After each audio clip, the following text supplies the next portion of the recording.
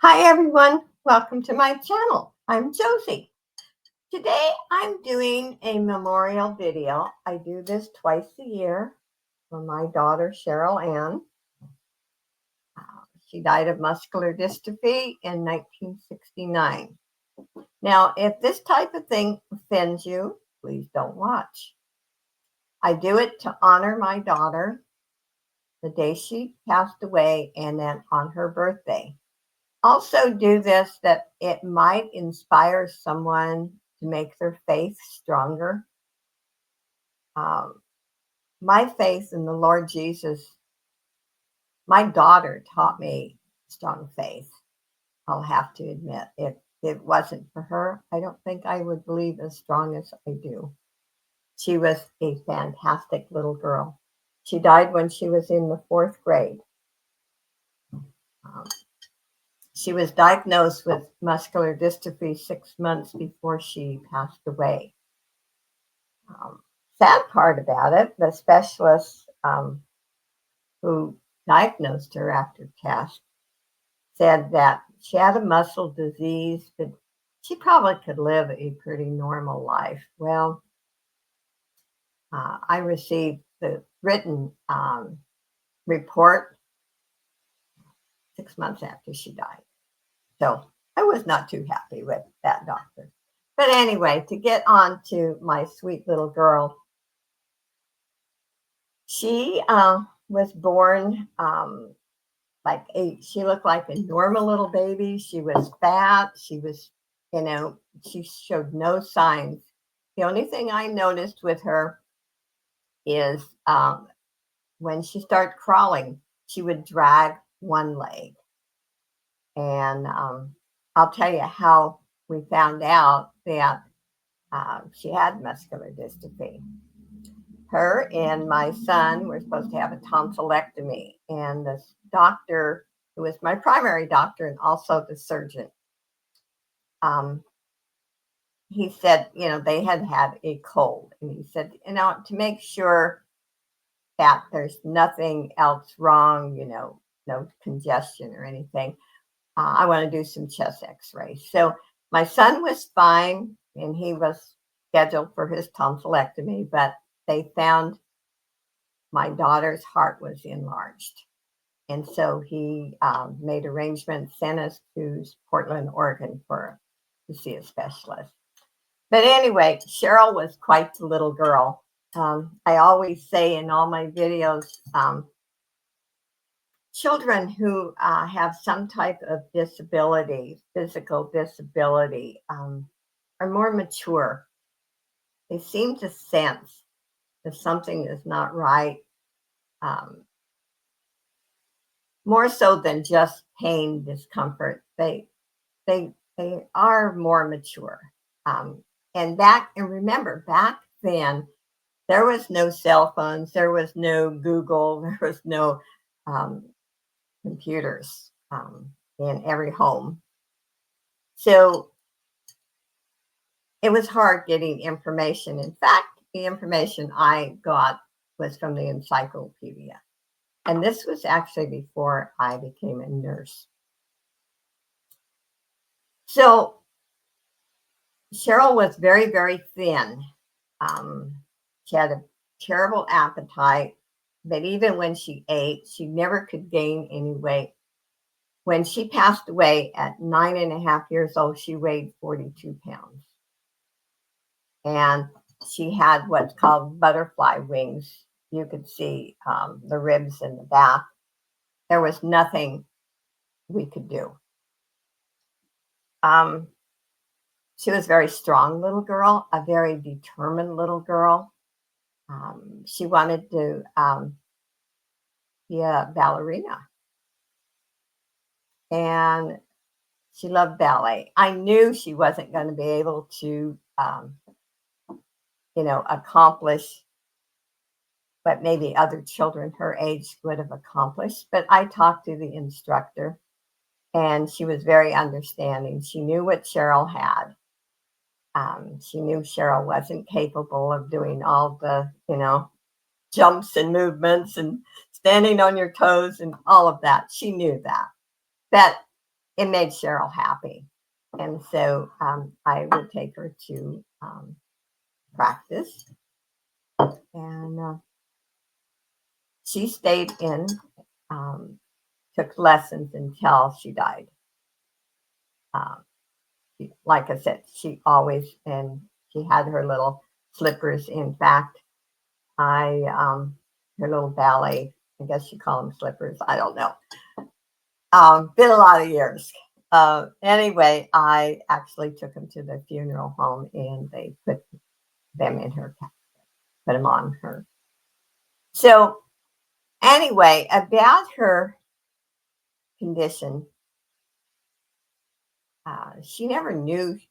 I never labeled it like and told her she had muscular dystrophy. Cheryl knew that something was wrong. She got headaches, a lot of headaches. And in fact, on my other channel, Josie Cares, I'm going to do a video and discuss some of these things that I don't want in her memorial video about what people shouldn't say and how families respond. I will do a video on that for the reason that maybe it will alert you how not to treat other people or children. Just some information. And I'll base it on my personal life and my nursing life. So, anyway, doctor told Cheryl she would never ride her bicycle. Actually, didn't really come out and say that to Cheryl. He said it to me. But Cheryl got the hint that the way the doctor reacted. And this was a great doctor. I'm not criticizing him. He was great. He's died many, many years ago. And remember, Cheryl died in 1969, and I'm old. Anyway, Cheryl and Ronnie, my older son, got bicycles.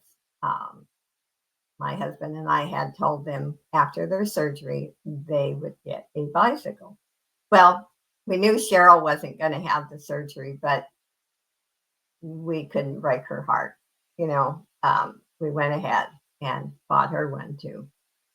And like I said, doctor indicated Cheryl's never going to learn to ride that bicycle. It's impossible. Well, this little girl showed that she could do it. She would go out there and I would go out there with her and make sure she didn't get hurt. And I don't know how many times or how many weeks it took. But the one day she told me, she says, "Mama, I don't want you to come outside." So I watched her through the window. And she come back in kind of with tears in her eyes and said, "Mama, I can't ride it." And I said, "Okay, that's okay. But how much do you want to ride?" And she said, "More than anything in this world." And I said, "Then Cheryl, you go out and do it." And she went out, and you know what? She rode her bike. She didn't get to ride it for too long because a short time later, she passed away, like a matter of a few weeks. But the smile I seen on her face was worth $1 million. She was so happy.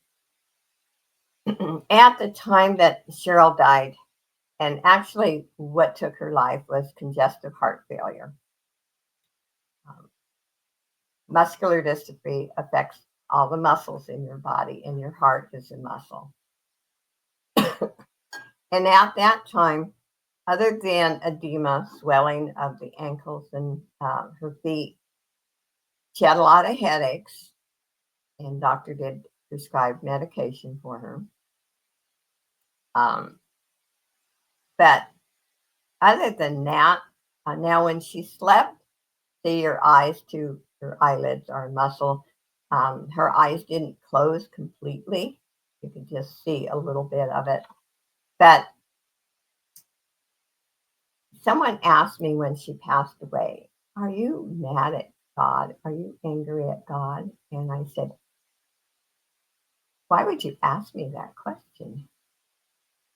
I said, I, why would I be angry at God? I knew what she had, muscular dystrophy, and I knew Cheryl could have suffered a lot more. And God took her home before she had severe suffering. And like I said, she was a stubborn little girl. When we took her to Portland and they had to do some tests on her, and one was a little painful. And they were trying to sedate her. They wouldn't let me go in the room, but they were trying to sedate her, I think, with more an injection. And they did inject her.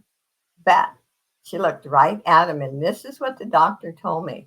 She says, I'm not going to sleep. You're not putting me to sleep. She's 9.5 years old. And that's how determined. And it broke my heart when I could hear her yell, Mommy. But they had to do the test. She went through it wide awake. And then after my husband and I and Cheryl, we went out to eat. And Cheryl fell asleep trying to eat a little hamburger. But that's how stubborn and determined she was. But the main thing that my little girl, I've missed her, and it's like I said, since 1969. I will always miss her, and I know I'll see her someday. The night she passed away, we lived on a ranch, excuse me, big old farmhouse, and we had a very long hallway.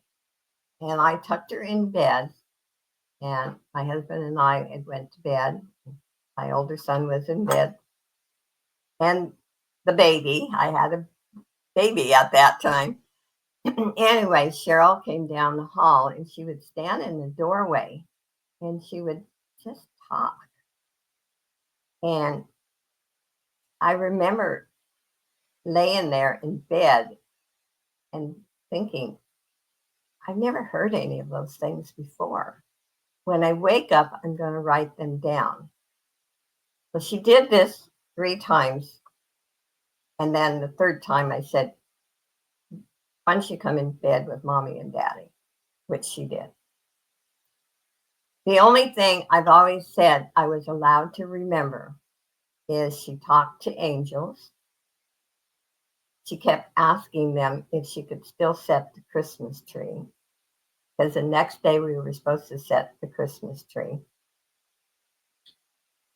That was all God allowed me to remember. And that when she talked about the other things, I was in awe. I had never heard any of that. And I always said there's some things that we're not supposed to know, that we'll know on the other side. There is life after this earth. I always believed in God, but I really got my faith from my daughter. She loved church. She loved going to Sunday school. Her brother didn't, and he could find every excuse, but Cheryl loved to go. And she loved school. In fact, no matter how bad she felt, she wanted to go to school. That 2 days before she passed away, I couldn't let her go to school. Her little feet were so edematous. They were so swollen, I couldn't get her shoes on. And I said, Cheryl, you can't go to school today. But she loved it. And she had friends that kind of looked after her at school, because, she wasn't sturdy like a lot of the other kids. And I will get into that on my other channel. Like I said, I usually don't do that, but I thought there was some things that might be helpful. Anyway, Cheryl's what gave me my faith in the Lord Jesus, my true faith. The thing she said was, like I said, a child who was 9.5 years old. And at that time period of the world, we didn't have the sources that we have now. She knew nothing about any of this other than going to Sunday school. um, she didn't know anything about the things that she said, even talking to angels. So anyway, the third time she came down the hall, um, she crawled in bed with us. And when I woke up in the morning, I knew she was dead. She died right next to me. And with her congestive heart failure and her pulse was so fast, you could be standing several feet away from her and actually see her heartbeat. And when I looked over at her, I seen nothing. And that this little girl was an amazing little girl. She did well in school. Like I said, she was stubborn, determined. Um, and when I talk about children that are disabled physically, how knowledgeable and how mature they are, there's one thing that I still, when I think about it, it'll tear me up.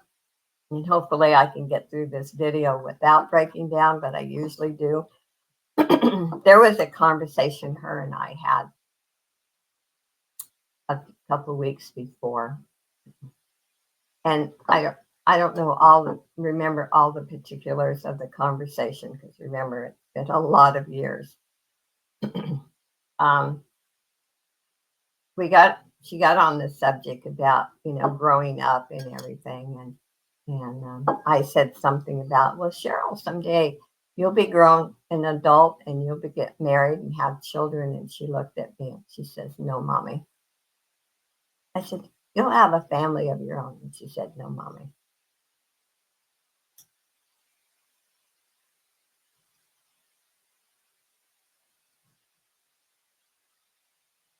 So she knew, just in the things that she said, she knew.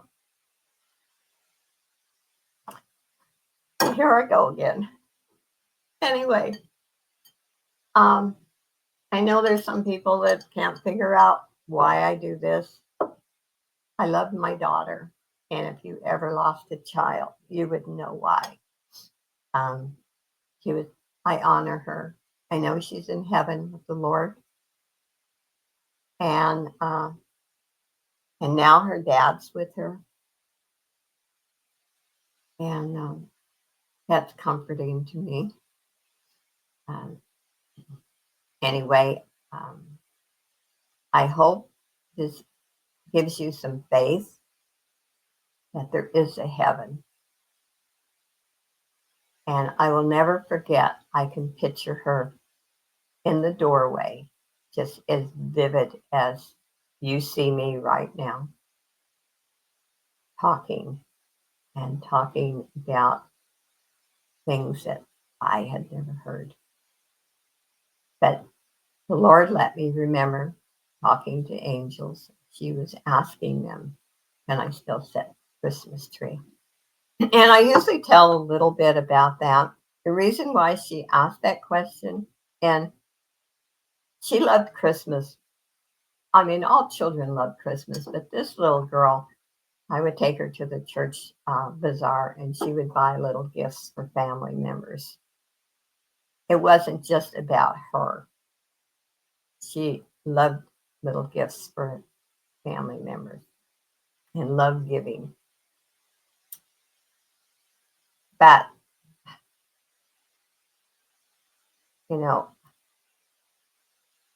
to be so concerned and she wanted to be able to set the tree. Anyway, to get to that story really quick, her dad had went out and got us a Christmas tree, and we were in Idaho. It was snowing, and the tree was wet. So he said, I'll put it out on the porch, and it was a closed-in porch, and we can set it tomorrow night.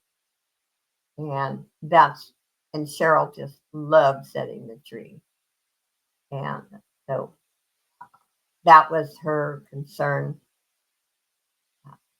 She wanted to know if she could still set the tree.